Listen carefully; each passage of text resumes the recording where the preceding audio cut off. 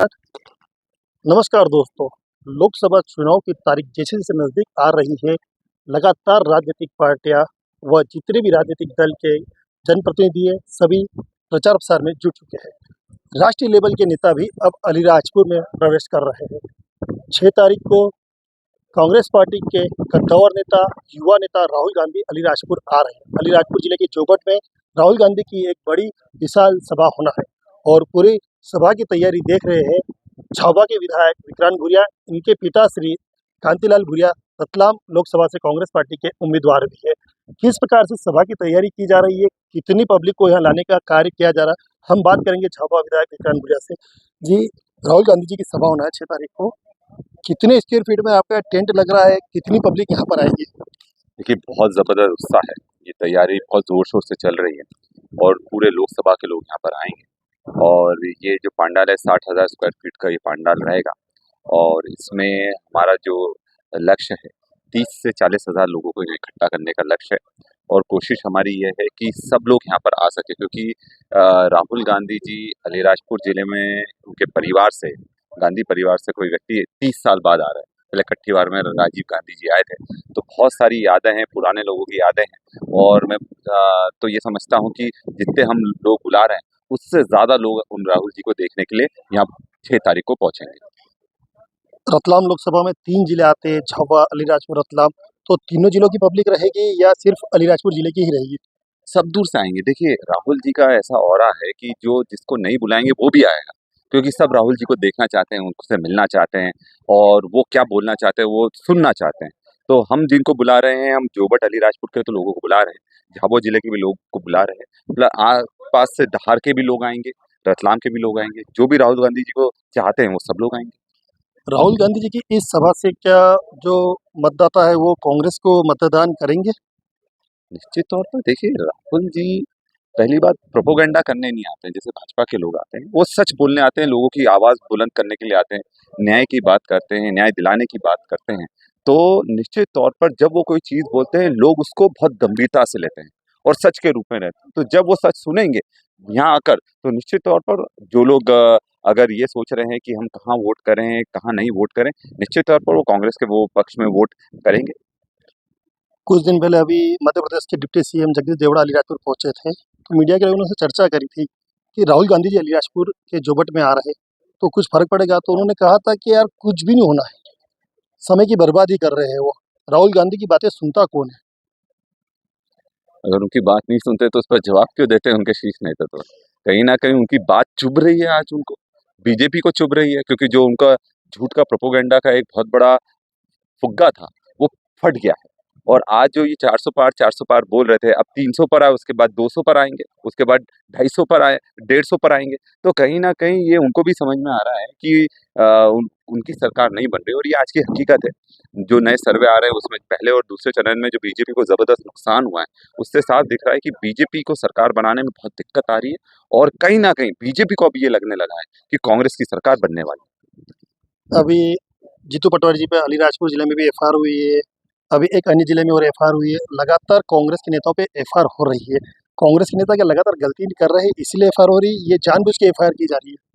देखिए, जानबूझकर एफआईआरें करी जा रही है, हम भी समझते हैं, डराने के लिए एफआईआरें करी जा रही हैं और इन एफआईआरों से हम डरते नहीं हैं, हम लोग सच की लड़ाई लड़ने वाले लोग हैं और ये कितनी भी कोशिश कर लें, पर हमारे हौसले नहीं तोड़ पाएँगे क्योंकि इस बार जनता हमारे साथ है। पीड़ित परिवार के से मिलने के लिए राहुल गांधी जी जाएंगे क्या?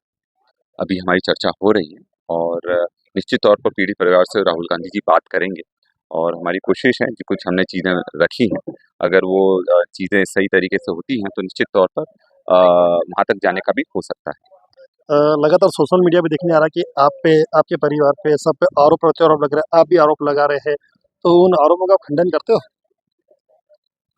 मुझे नहीं पता कि मुझ पर कौन से आरोप लगाए, ये तो आज आप बता रहे हो कि कोई आरोप लगाए हैं। अगर कोई ऐसे आरोप हो तो आप मुझे बताइए, उसके स्पष्टीकरण हम देंगे। आरोप इन द सेंस कि जो आपने गुंडागर्दी के आरोप लगाया तो आप पे भी आरोप लगाया, मारपीट के आरोप है, इवन अपहरण के भी आरोप है आपके ऊपर, सब कुछ आरोप लग रहे हैं। इस प्रकार के आरोप लगे जा रहे हैं। अपहरण का कौन-सा महेश भाई वाला मैटर? महेश भाई यहाँ भी हमारे साथ ही बैठे हुए हैं। तो ये तो क्या है कि परिवार में थोड़ा मनमुटाव हो सकता है, पर बात साफ है कि हम लोग पूरी ताकत से सब लोग साथ में हैं और हमारे परिवार ने कभी जनता को नहीं लूटा, ये जनता को परेशान नहीं करा। 45 साल का कांतिलाल भूरिया जी का राजनीतिक सफर रहा है और आज तक एक भी आरोप उन पर नहीं सिद्ध कर पाई है भाजपा। तो कहीं न कहीं ये दिखता है और बीजेपी इसलिए बौखलाई हुई है। और जिस तरह से नागर सिंह जी के अब स्टेटमेंट आ रहे हैं, उससे साफ दिख रहा है कि हार का जो डर है, उनके चेहरे पर दिखने लगा है। एक सवाल था आपसे कि आपने 2 दिन पहले मीडिया को बयान दिया था कि 30 साल बाद गांधी परिवार का कोई व्यक्ति यहाँ पर आ रहा है। तो 30 साल तक की आदिवासी क्षेत्र के गांधी परिवार को याद नहीं आई? देश में कितने जिले हैं आपको पता है? आप बताइए कितने जिले हैं? कोशिश ये रहती है कि सबकी आवाज़ उठाई जाए और ताकत से उठाई जाए। उनको लाने का उद्देश्य यही था कि ताकत से जो जनता उनसे जुड़ी है, झाबुआ आते हैं तो सब आते हैं, झाबुआ आए थे वो, रतलाम आए थे। तो पूरे देश में मतलब उनके जैसा व्यक्ति तो मैंने देखा नहीं है जो पूरा देश पैदल नाप गया। बीजेपी के एक नेता बता दो हेलीकॉप्टर से नीचे उतरते हो तो। उन्होंने तो पूरा देश पैदल नाप दिया है। और फिर उसके बाद जो दूसरे न्याय यात्रा निकाल रही है उससे लेकर मणिपुर से लेकर मुंबई तक, जो मणिपुर में इतना बड़ा कांड हुआ, आदिवासी बहनों को नंगा रोडों पर घुमाया गया, तब वो चीज़ भी हमको उठाना चाहिए और वो चीज़ को भी हमको आगे लाना चाहिए। तो राहुल गांधी जी जैसा नेता तो हमने कभी देखा नहीं है कि जो जनता के बीच में रहकर इतना संघर्ष कर रहा हो, जनता की आवाज़ बुलंद कर रहा हो। और ये एक जो भावनात्मक पल है, ये कभी भी कोई भूल नहीं पाएगा क्योंकि जब वो आते हैं गांधी परिवार का कहीं इंदिरा गांधी जी को माई मानते थे, आज भी बोलते हैं माई आ रही, माई के लोग आ रहे हैं, उनके परिवार के लोग आ रहे हैं। तो एक दिल से जुड़ाव है और वो कोई बीजेपी कितना भी प्रोपेगेंडा कर ले, वो कभी उस चीज़ को दूर आदिवासी समाज को गांधी परिवार से दूर नहीं कर पाएगी। अमित शाह जी का कल मैंने एक स्टेटमेंट देखा तो स्टेटमेंट में कहा था कि इस बार राहुल गांधी जी चुनाव हार रहे हैं। उन्होंने अभी से इस मंच सार्वजनिक मंच से घोषणा करी कि राहुल गांधी चुनाव हार रहे हैं। आपको क्या लगता है ये बरेली सीट हारेंगे? देखिए रायबरेली कांग्रेस का गढ़ है और अमित शाह जी से गारंटी ले लो, अगर वो जीत जाते हैं तो क्या इस्तीफा दे देंगे? हिम्मत है? अमित शाह जी से गारंटी लेकर दिखाइए। तो मैं चाहता हूँ कि एक बार गारंटी लीजिए, उनसे गारंटी लीजिए, वो जो बोल रहे हैं, वो सही। अगर मान लो कि अगर वहाँ से राहुल गांधी जी जीत जाते हैं, तो क्या अमित शाह जी इस्तीफा देंगे या सिर्फ बोलने के लिए बोल रहे हैं? वैसे अमित शाह जी जो कहते हैं वो होता है, अच्छा, इस उन्हें देश तो में देखा जा रहा है। अरे क्या क्या बात कर रहे हो यार? जो कहते हैं वो होता है। अच्छा, अच्छा, मेरे को बताओ पश्चिम बंगाल में कितनी सीट जीतने की वादा करा था उन्होंने?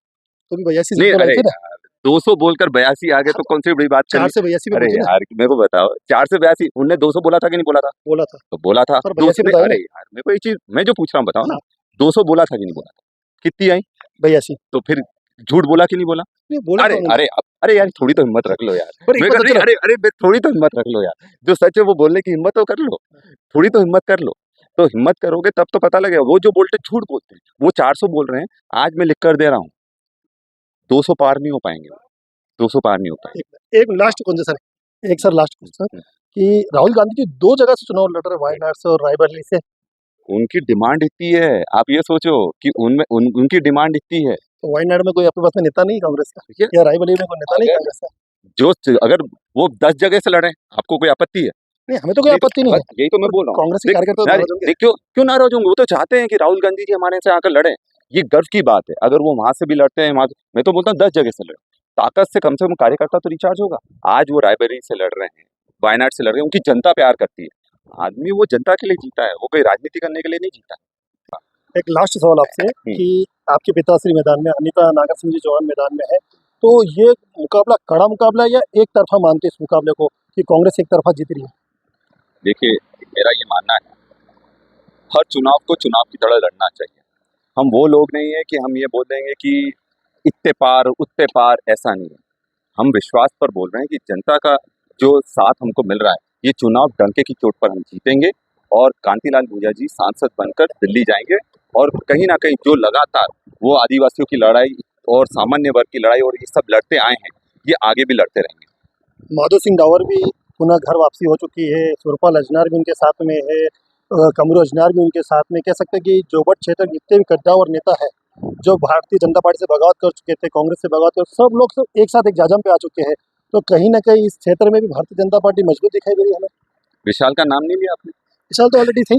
अच्छा मैं बोला विशाल का नाम लेते तो मुझे अच्छा लगता है यार। आप मतलब नहीं, आधी विशाल अधूरी तो है ही। खबर चलाओगे तो कैसे नहीं, काम विशाल चलेगा? रावत तो है ही। अच्छा है ही। हाँ, बहुत अच्छी बात है, अगर आप बोल रहे हैं तो हम मान भी लेते हैं। हाँ। हम मान लेते हैं आपको कि क्या वो लगता है विशाल रावत? देखिए क्या है, बीजेपी क्या कर रही है, कचरा इतना भरती चली जा रही है सब दूर, और जो सच्चाई है उस चीज को सुनना नहीं चाह रहा। आप वहाँ के जो कार्यकर्ता काम कर रहे हैं, मेहनत कर रहे हैं, उनसे भी पूछना चाहिए क्या उनकी स्थिति है, क्या उनका मनोबल है। अगर मान लो कि जो 10, 15, 20 साल से राजनीति करते आए हैं और बाहर के लोग अगर आकर उनके सर पर बैठ जाएंगे तो कोई सुनने वाला है क्या? नहीं सुनने वाला। लोगों की पीड़ा है, भाजपा के कार्यकर्ताओं की पीड़ा है, उनसे भी आप पूछिए कैसा लग रहा है उनको। ये जवाब तो आपने झावा विधायक विक्रांत भूरिया, जिन्होंने बताया कि इस बार कांग्रेस की सरकार बन रही है और इनके पिता श्री कांतिलाल जी भूरिया 1001% जीत रहे हैं। राकेश चौहान, अलीराजपुर।